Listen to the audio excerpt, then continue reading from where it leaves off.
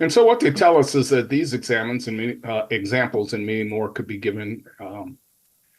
They illustrate that it's usually a mistake to speak of pre-modern apologists as consistent advocates of any one of the four approaches, especially the three, non-classical ones.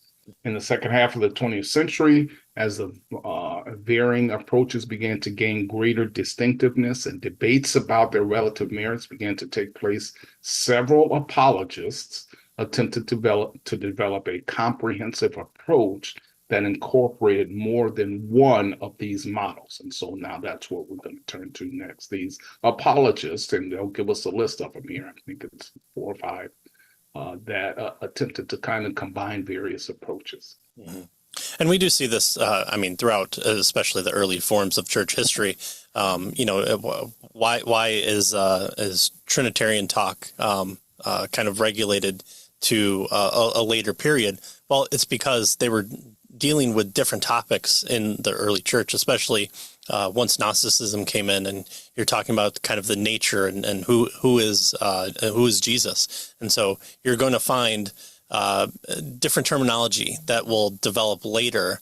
And so things might not be as clear. And so when we talk about like communion, right, and the Eucharist, and what does true presence mean? Well, true presence seems to be wanted to be globbed on by the Roman Catholics as transubstantiation.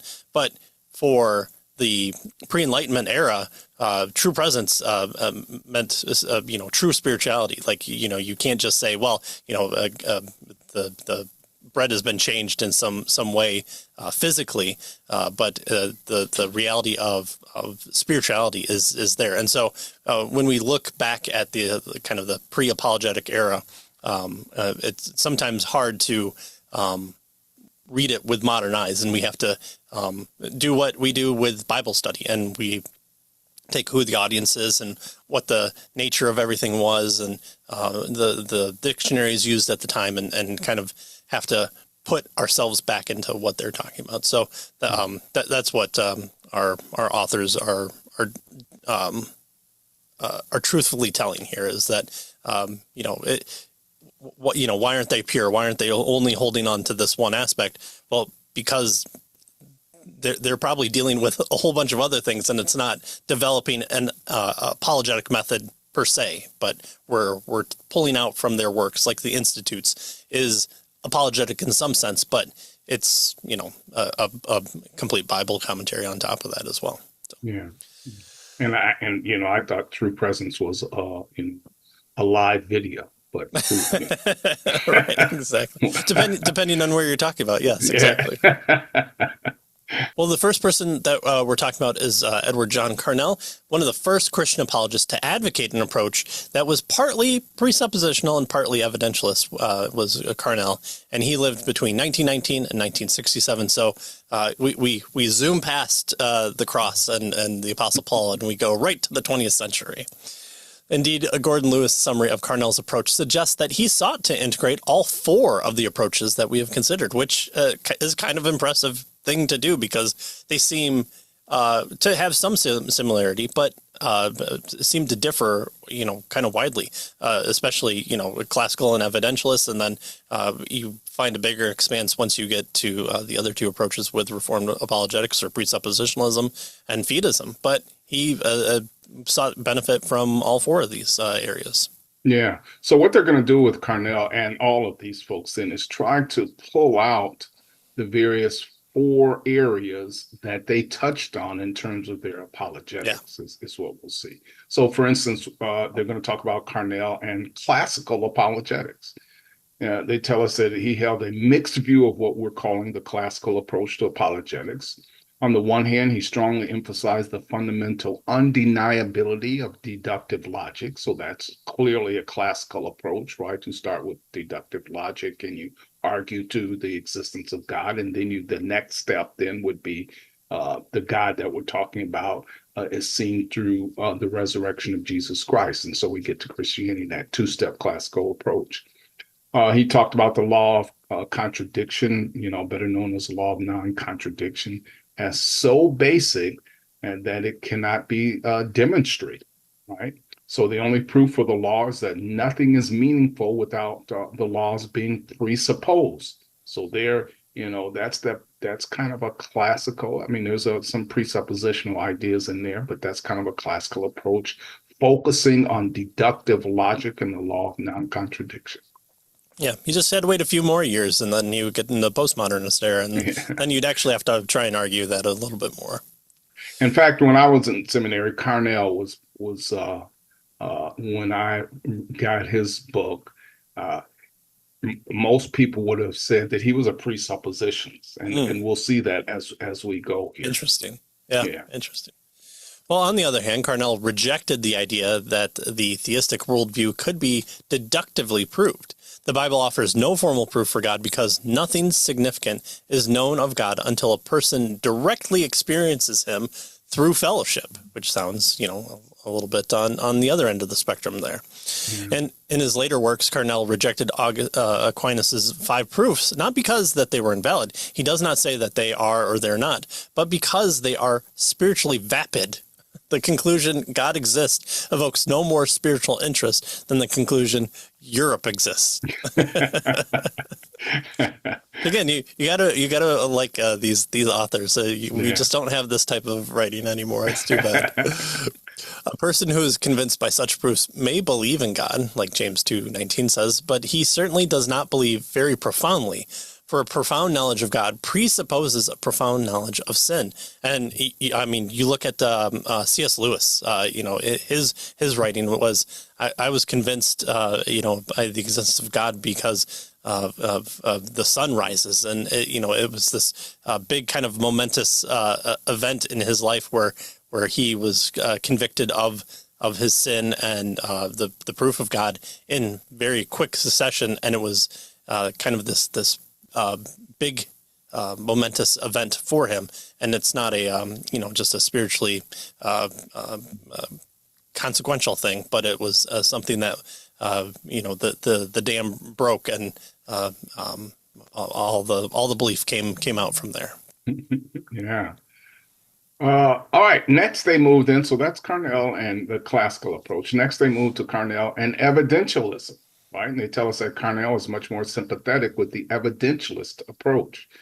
For instance, Carnell explains that in the contest between the rational and the empirical schools of thought, a Christian must pitch his interest somewhere between the two extremes. So he wants to, kind of be on both sides of the road there. Carnell finds this middle path in what he calls systematic consistency. And this is the internal lack of contradiction in one's belief combined with the internal or external, rather, agreement with all of the facts of one's experience. So you have this systematic consistency, internal non-contradiction versus the external agreement with the physical, empirical facts of your experience. And so you put both of those together. Right. So you have both, this logical as well as this empirical, this evidentialist position here. Mm-hmm. Which will probably inform a little bit more into our next avenue there. All right, well, according to Carnell, a systematic consistency is the proper criterion by which Christianity may be proved true. He views Christianity as a hypothesis to be proved in much the same way a scientist would seek to prove a theory by showing its systematic consistency and accounting for all the data. So you have your underlying assumptions, you build your theory, and then you go out into the world and test that theory and see if it comports with reality and see if it matches up as close to 100% as you can get it. The Christian proves the validity of the hypothesis that God of the Bible exists in what he says, in the same way that scientist proves the law of gravity. That is, he shows the assumption or hypothesis is horizontally self-consistent and that it is vertically fits with the facts of life. And so clearly that's, evidentialist kind of move, right? Where you're looking at the way you're looking at the world in the same way that a scientist looks at things, right? Mm-hmm. and examining the evidence to come up with your conclusion. Right. So it doesn't quite reject it, but we do see the elements of presuppositionalism or reformed apologetics here as well, too. Right. And we'll see this even more here. So the next section, then they look at Carnell and Reformed Apologists. They talk about his book, An Introduction to Christian Apologetics. And in there, we find that the hypothesis that the God of the Bible exists is not treated, notice, as a typical scientific or historical hypothesis, because this is not merely one hypothesis among many in a system, but it is the ultimate postulate, right? The Christian hypothesis is actually an assumption for Carnell that the Christian says must be made in order to have a proper knowledge of reality. So there he is. We're talking about this assumption that you have to make if you're going to have a proper knowledge of reality. Right. Yeah. What are the preconditions of reality? They're right there, and you have to start with the primary function that God exists, and not only a God, but the God of the Bible. Well, Carnell does not regard the starting point of the God of the Bible as an axiom or an unquestioned presupposition. He describes his starting point as an axiom that, like the law of non-contradiction, must be assumed in order to be proved true. That is precisely what Van Til and others meant by presupposition, and almost to the T. Yeah. And so in later chapters, Carnell argues that while Christians and non-Christians are able to communicate with each other, notice he says there is no common ground between Christianity and non-Christianity, right? When you view them as systems. And so obviously this is a crucial point of agreement again with Van Til, Clark, and other Reformed apologists. Right. This is the no neutrality, and there's no hopping off your platform onto the other platform and say, I've left my platform behind. Let's argue based on yours. Right. Well, I don't believe God exists. Oh, okay. Well, I'm going to pretend not to as well. So yeah, that's not what Carnell wants to do. Well, apologists outside the Reformed apologetic tradition tend to identify Carnell as a presuppositionalist. Norman Geisler, for example, says Carnell was hypothetical or presuppositional in his approach, in contrast to a classical apologetic method. So Geisler, not being a presuppositionalist, kind of views him in that light. And so people talking about Carnell from different camps would probably not bring him into their own. Presuppositions themselves, on the other hand, have offered strikingly varied evaluations of Carnell's apologetics. Van Til himself wrote against it, arguing that Carnell had really adopted the traditional method of apologetics. And John Frame takes a rather different view of Carnell, no surprise there, and he concludes that Van Til had a rather drastically overstated the problem with Carnell's apologetics. And reading Frame's critiques of other people's critiques, he tends to soften it. And we did see that in the appendices of our book when we covered Frame as well, where he was trying to help different sides out a little bit. Right. And so he's going to be in our list here as sure. know, these folks that do integration, right? Yes. And so yeah. All right. Well, how about Carnell and Fideism, right? Notice our authors tell us that although Carnell was by no means a Fideist, in his later works, he drew heavily from the expressed great appreciation that he had for Kierkegaard, while at the same time critiquing his Fideist position. Carnell insisted that apologetics has its limits. God is a living person, not a metaphysical principle, right? Remember, now this it harkens back to Fideism, where you have this personal relationships that's driving your apologetic. He says evidence may point to God, but God himself must be encountered in the dynamic of personal fellowship. So only the Holy Spirit can illuminate the evidences, right? So there's his, kind of tips his hat there to Fideism. Yeah. Well, and as we've seen, Carnell's apologetic has strong connections to three of the four apologetic approaches. The Reformed and Evidentialist approaches dominate introduction to Christian apologetics. Carnell's synthesis of them is argumented by elements of Fideism in his subsequent work. And not surprisingly, he refused to pigeonhole his own approach into any specific camp. There is no official or normative approach to apologetics. At least I have never found one, he said. The approach is governed by the climate of the times. That means, as it were, that an apologist must play it by ear. Yeah. So notice what he's suggesting here.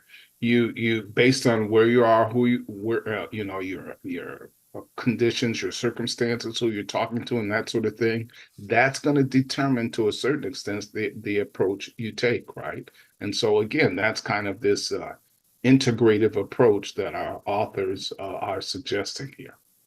Right.